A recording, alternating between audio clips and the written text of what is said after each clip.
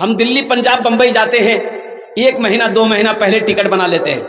Ticket बनाते हैं ना भाई, काहे बनाते हैं? ताकि जिस दिन सफर उस दिन कोई परेशानी का सामना ना करना पड़े। हम आराम से सीट पर सो जाएं, चादर तान कर हम दिल्ली पहुंच जाएं, बंबई पहुंच जाएं, कलकत्ता पहुंच जाएं। ए मुसलमानों, हम दिल्ली पंजाब जाने के लिए 1 महीना 2 महीना 3 महीना पहले टिकट बुक करा लेते हैं, जबकि दिल्ली जाने के बाद घर लौट कर आना है, 6 महीना साल भर के बाद लौट कर आना है। लेकिन आपने कभी सोचा है कि हमें एक दिन वहां जाना है, जहां पर जाने के बाद फिर लौट कर नहीं आना है? तो वहां का टिकट कब बनाना चाहिए? कितना दिन पहले बनाना चाहिए? बोलो भाई।